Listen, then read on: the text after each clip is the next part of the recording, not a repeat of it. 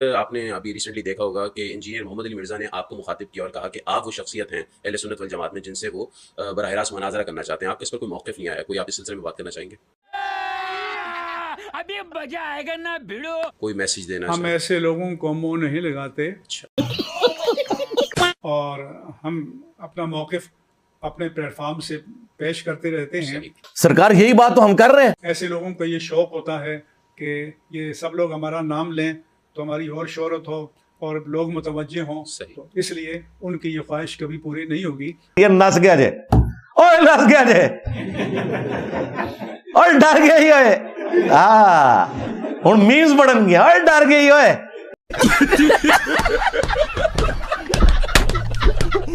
और हम अपने प्लेटफॉर्म से मुस्बत अंदाज में अपना पैगाम पहुंचाते रहे हैं, पहुंचाते रहते हैं, पहुंचाते रहेंगे। ये जो पेशेवर लोग हैं जिनको मुनाज़राबाजी का बहुत शौक है वो अपने दरबार लगाते रहें, कोई मसला। ओए चेक करो, मुफ्ती मुनीर साहब ही अल्लाह के फजल रिवर्ट हो चुके हैं। हाँ, मुफ्ती मुनीर साहब तो मेरे मज़हब पे आ चुके हैं। अस्सलामु अलैकुम वरहमतुल्लाह। तो सभी देखने वालों का वेलकम है मेरे शो में जिसका नाम है लो सामो।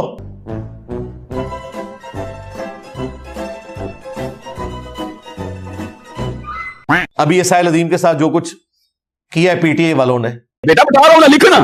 बेटा नहीं, मुझे अबू को पहले कहो, अबू फिर लिखूंगा। कहो अबू। अपनी औकात में रहा करो, बेवकूफ कहीं के। हाँ, ये है असल में बात। यहाँ तक मैं लाना चाह रहा था, यहाँ तक मैं लाना चाह रहा था। तुम तो बत्तीसी दिखा रहे हो, थोड़ी तारीफ कर दो क्या? आपको मतलब यहाँ तक लाना चाहता था, इससे आगे नहीं। तुम मुझे बेटा कह रहे हो तो अबू कह लो। अगर बेटा कह रहे हो तो अबू क्यों नहीं कहते? ठीक है, वो बेचारा को उसको डिग्रेड करने के लिए बेटा नहीं बोल रहा था। वो उसका तकिया कलाम है। जो टीचर्स होते हैं ना, उनको आदत पड़ जाती है। इवन उनके हम उम्र भी कोई बंदा सामने बैठा हो ना, वो फिल्म उनकी जुबान से निकलता है, बेटा यूं नहीं यूं है। ये बेटा वो वाला नहीं कह रहा होता जो आप वो पंजाबी में किसी को तंग करने के लिए कहते हैं, पुत्र मैं तनु देख लेना। ये वो नहीं होता, ये टीचर्स के अंदर आ जाती है। उसमें उसने कहा, उसने बजाय उसकी बात सुनने के लिए उसका वो जुमला पकड़ लिया। उसने कहा तो मुझे अब्बू बोल। तो भाई तेरे में फिर उसमें क्या फर्क रह गया? बकौल तेरे, अगर वो तेरी तौहीन कर रहा था तो तूने उससे बड़ी बात की कि मुझे अब्बू बोल। तुझे तो चाहिए था कि देखे मैं भी आपको कह सकता हूं आप मुझे अब्बू बोले, लेकिन मैं ये काम नहीं करूंगा। फिर तो मैं आपके साथ खड़ा होता कि यार आपने उससे अच्छे अखलाक का मुजाहरा किया, तुमने तो उससे भी बुरे अखलाक पेश किए। इस्लामाबाद में बैठ के इसराइल की बात करते हैं, यहाँ जरा बाहर हैं। आपको बताऊं इसराइल फलस्तीन होता क्या है? आप इसराइल के 5 शहरों के नाम बताएं। बताएं मुझे इसराइल के 5 शहरों के नाम। अभी 5 नाम बताएं इसराइल के शहरों के। उसके बाद मैं इसराइल पूछता के हूँ 5 शहरों के नाम बताओ, फलस्तीन के 5 शहरों के नाम बताओ। बेटा, बात सुन ले ध्यान से। अब मैं ये गलत बताई गई है। अबू कहो अबू। साले तू बोल इसराइल के 5 शहरों के नाम। बड़ा इसराइल इसराइल करता है, नाम बता 5 शहरों के। नाम बता फलस्तीन के 5 शहरों के।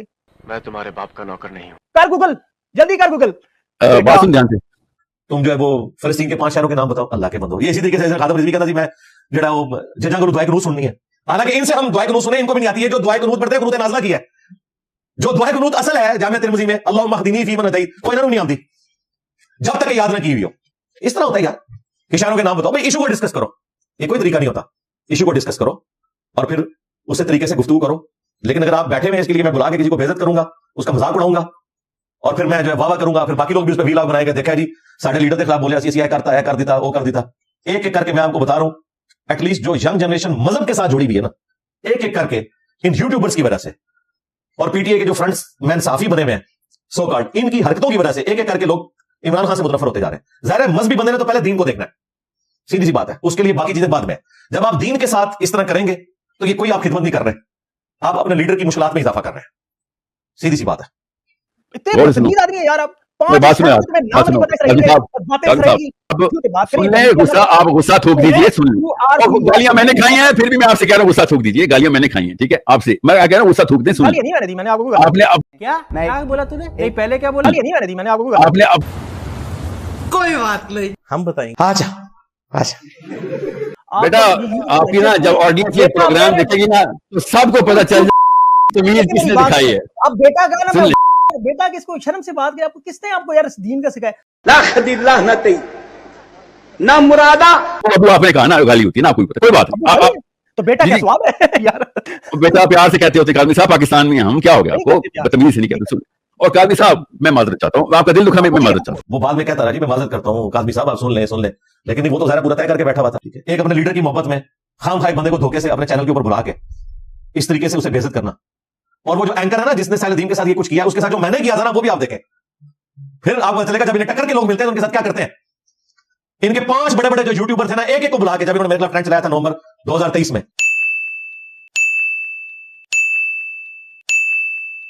एक के साथ जो मैंने की थी ना, वो वही कुछ की थी जो शाहजेब खानजादा करता है पॉलिटिकल लीडर्स के साथ, पूरी वर्किंग करके बैठा होता है। इसके साथ भी जो मैंने की थी ना, वो आप वीडियो देख लीजिएगा। तो हमारे एक स्टूडेंट है अली इमरान बट, उन्होंने वीडियो बनाई, मैंने उसके नीचे जाके कमेंट्स किए कि बिल्कुल आपने सही एनालिसिस किया, इस केस में पीटीए वालों ने ज्यादती की है साहिल के साथ। बाकी जो साहिल का मौकिफ है, इसराइल चाहता है 2 स्टेट सोल्यूशन, अमेरिका चाहता है 2 स्टेट सोल्यूशन, मुसलमान 2 स्टेट सोल्यूशन नहीं मान सकता कभी, पता है ना आपको। अब तो इमरान खान को समझाएं, उसने स्टार्ट किया 2 स्टेट सोल्यूशन। आप बताएं मुझे, मैं शौकत खानम को चाटूं या इसराइल के बच्चे बचाऊं अपने फलस्तीन के? जितने बंदे उसने बचाए ना, 30,000 एक दिन में मर गए मेरे बच्चे उधर। क्यों? ये 2 स्टेट सोल्यूशन होना जरूरी है। इन लोग, मैं आपको बता रहा हूं, उसमें मुझे भी उनसे इख्तलाफ है, इख्तलाफ है अपनी जगह, लेकिन जब इस किस्म की आप ज्यादती किसी के साथ करते हैं, फिर मैंने, हालांकि मेरे साथ क्या किया इसने मेरी लाइफ वल्नरेबल की थी साहिल ने। इसने कहा इसने आयरन डोम को हाफिज़ कह दिया, मैं तो बात ही कुछ और कर रहा था, तफन्नुन के तौर पे एक बात कर रहा था। इसने पकड़ के आधा क्लिप लेके तो मेरे ऊपर वीडियो बनाई।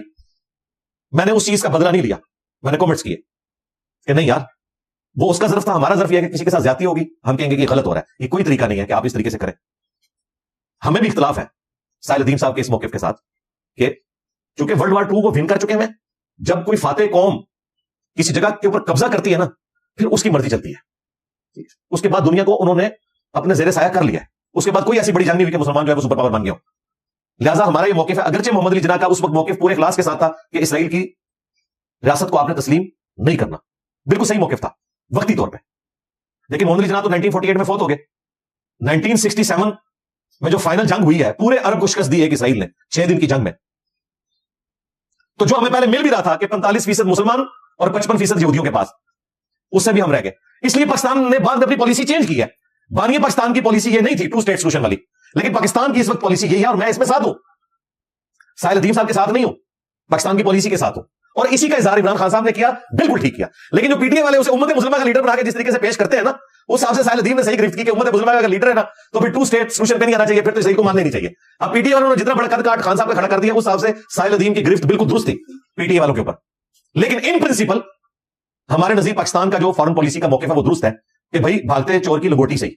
अब तो हम मफ्तू हो चुके हैं, हम तो इसमें खुश हैं कि इसराइल फलस्तीन को एक अलग से रियासत दे, ठीक है, दोनों वहां पे रहे। वैसे तो हमारा हक था, इनको जबरदस्ती वर्ल्ड वार 2 में जो कत्लेआम किया हिटलर ने, उसकी कंपनसेशन के लिए पूरे यूरोप से, पूरी दुनिया से उठा के यहूदी पकड़ के इन्होंने जबरदस्ती बात की बैतुल मक़दिस में कि चलो इनके गमों का मुदावा हो जाए, जो हॉलोकॉस्ट में इनके साथ कत्लेआम हुआ था, हिटलर ने जुल्म किया था, चलो आप इनकी कंपनसेशन करें। सिलसिला तो जंग अज़ीम 1 से शुरू हो गया, 1918 में बाल्फोर डिक्लेरेशन हुई थी। 2 स्टेट सोल्यूशन के अलावा हमारे पास क्या है? हम जबरदस्ती जंग से तो हमसे नहीं जी सकते ना, हमारी इस वक्त हालत है ना, होश से पाक जिंदा है, वरना वो निगाह मार के कर देते। पता नहीं ऐसे डेंजरस सिचुएशन में मैं ऑटोमेटिकली आगे कैसे आ जाता हूँ। उस माने गए और सारे बापे में मार छड़े रहे।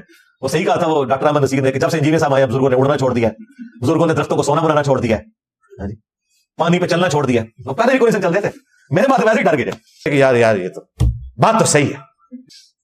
तो 2 स्टेट सोल्यूशन जो है वो मजबूरन, फिर ज़ाहिर दुनिया अब यूएनओ की करारदादों में बंधी हुई है, सीधी सी बात है। अगर हम यहां से पीछे हटते हैं तो फिर हमें कश्मीर वाले स्टेटस से भी पीछे हटना पड़ेगा, यूएनओ की करारदादों के तहत तो एक मौके रखना पड़ेगा। हम मुफ्त हो चुके हैं। अब हम पुराने ख्वाब देखें, इन गिवन सर्कमस्टांसेस में ऐसा नहीं हो सकता। हमें अपनी स्पेस को हासिल करनी है, अल्टीमेट गोल जरूर रखें, लेकिन फिर वक्त तो कोई रिलीफ पहुंचाए ना, और फिर मामला को लेकर चले। ये तो इसी तरीके से कि 800 साल तक स्पेन पे हुकूमत रही है किसकी? मुसलमानों की। अब हम उसे कहेंगे स्पेन हमारे वाले करो, ये हमारे पास था। वो कहेंगे जब तुम आए थे उससे पहले तुम्हारे पास था, उससे पहले तो क्रिश्चियंस थे ना। फिर 800 साल मुसलमान रहे, फिर दोबारा से क्रिश्चियंस की हुकूमत आई। अब तो खैर बिल्कुल वो लिबरल किस्म की, आप कह लें एथियस्ट टाइप ही लोग हैं। लेकिन बहरहाल वहां की सारी फ्रूट सब्जी की मंडियां पाकिस्तानी देख रहे हैं। सलाम है जनाब गोरे को, पाकिस्तानी वहां गए हैं और ये सारा कारोबार चला रहे हैं। उन्होंने इजाजत दी हुई है ना, हमारे उन्होंने दीन को देखा कि ये डिफरेंट है हमसे, ना नेशनलिटी को देखा। मुसलमान वहां कमा रहे हैं, हमारे जेल से कई लोग स्पेन में बैठे हुए और यहां पे रेमिटेंस भेज रहे हैं। तो इतना हौसला उनके अंदर है। अमेरिका में तो बहुत ज्यादा रेमिटेंस आ रहे हैं, नॉन मुस्लिम मुल्कों के अंदर भी उन्होंने अपॉर्चुनिटीज हमें दी है। तो इस हवाले से जो मौकिफ है, इमरान खान साहब ने जो कुछ बयान किया, या शहबाज शरीफ साहब ने, या हमारे कोई भी प्राइम मिनिस्टर 2 स्टेट सोल्यूशन की, हमारे आर्मी चीफ कोई भी हो वो बात करते हैं, वो बिल्कुल दुरुस्त बात है। अभी गिवन सर्कमस्टांसेस में यही हो सकता है। लेकिन साहिल अदीम साहब के इखलास में कोई शक नहीं है। वो अपने उस मौके पे कि 2 स्टेट सोल्यूशन नहीं, वो सारा इलाका मुसलमानों का है। हजरत उमर ने एक ट्रीटी के तहत उस जगह को अपने कब्जे में लिया था क्रिश्चियन से, और जो ट्रीटी थी उसी को हमें फॉलो करना चाहिए। काश ऐसा हो सकता, लेकिन अब वर्ल्ड पॉलिटिक्स बदल चुकी है, हम मफ्तू हो चुके हैं, वो फाते हैं। तो इन गिवन सर्कमस्टांसेस के अंदर फिर शरई अहकाम के पॉइंट ऑफ व्यू से एक टॉलरेंस वाला मामला आ जाता है। नबी इस्लाम ने भी कई चीजें, सुलह हुदैबिया जो हुई है, हजरत उमर जैसा बंदा भी कह रहा है, यार रसूलुल्लाह अगर हम सच्चे हैं तो फिर हम दब के सुलह क्यों कर रहे हैं? बुखारी मुस्लिम में आता है। फिर हजरत बकर के पास वो गए, फिर उन्होंने उनको डांटा कि अल्लाह के रसूल है। बज़ाहिर वो शरायत मुसलमानों के खिलाफ थी, लेकिन एक्सेप्ट करनी पड़ी गिवन सर्कमस्टांसेस में। बाज़ औक़ात ऐसा हो जाता है।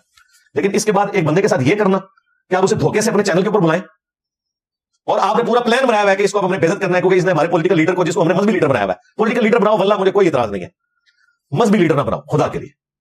इन लोगों का मजहब के साथ क्या लेना देना यार, मुसलमान है बस, इतनी काफी है। बाकी ना इनका माजी का किरदार तमाम लीडर्स का, ना हाल का मुस्तकबिल हमें नहीं पता, कोई पेशवाई वाला नहीं है, सीधी सी बात है।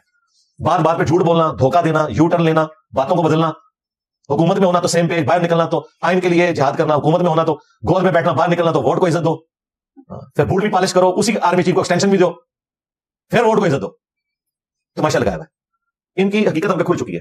हाँ, पॉलिटिकल लीडर्स आप मोहब्बत करें, आपने जिसको वोट देना है वो दे, वो आपका राइट है, मजहबी पेशवा नहीं माने, बस हमारा इख्तिलाफ ये है। वंस आप मजहबी पेशवा बना के पेश करेंगे नवाज शरीफ को, जरदारी को, इमरान खान को, फिर हम कहेंगे खुदा के लिए अपनी दुनिया तो तुमने बर्बाद की हुई है, पाकिस्तान में जो अवाम की हालत है, आखिरत तो कम से कम बचा लो, मर के तो चैन आ जाएगा ना। हाँ, इन लीडरों के पीछे अपनी आखिरत ना बर्बाद करो। लेकिन ये क्या करते हैं कि एक बंदा जो प्योरली दीन के जज्बे में बात कर रहा है, आप इल्मी इख्तिलाफ उससे कर सकते हैं, उसे पकड़ के उसने एक बात की और वो भी 30 सेकंड का उसका क्लिप काटा इन्होंने, उस क्लिप के फौरन बाद उन्होंने कहा था मुझे भी दिल से इमरान खान पसंद है। मैं इमरान खान के खिलाफ नहीं हूं, सच बताऊं अंदर से मुझे भी वही पसंद है। सालदीन ने वो हिस्सा नहीं उन्होंने बीच में डाला, पकड़ के वायरल कर दिया। वायरल किया तो आप देखें ट्रेंड चलाने शुरू कर दिए, और फिर जब इस तरीके से उसे धोखा देके चैनल पे बुलाया तो उसके साथ जो सलूक किया, खुदा के लिए यार ये वाला काम ना करें। तो मेरी मजबूरी इसलिए होती है कि हमारे स्टूडेंट्स ज्यादातर टीनेजर्स हैं और यंग जनरेशन जाहिर है खान साहब से एक मोहब्बत रखती है, वो जाहिर है उन्होंने जो पॉलिटिक्स देखी है उसमें उनको खान साहब भी नजर आते हैं। अगर वो 40 साल से ऊपर होते तो उन्हें पता चलता है कि जो तमाशे आज लगे हुए ये सारे तमाशे बेनजीर नवाज शरीफ के उस जमाने में भी थे। हर जमाने में एस्टैब्लिशमेंट की एक बी टीम होती है और फिर जब उनको निकाला जाता है फिर वो नजरियाती हो जाते हैं। हमें तो उस वक्त भी पता है क्या कुछ था, लेकिन इन बच्चों को नहीं पता। तो कम से कम इन्हें हम समझा नहीं सकते इस हवाले से, तो कम से कम ये तो उनको बताएं कि यार अपना मजहबी पेशवा ना बनाओ, इनको पॉलिटिकल लीडर्स है, रखो मोहब्बत रखो, बिल्कुल सच्चाई के लिए खड़े हो और जिसको सपोर्ट करना है आप जरूर करें, लेकिन इस कास्ट के ऊपर नहीं कि अपने मजहब का आप नुकसान करें।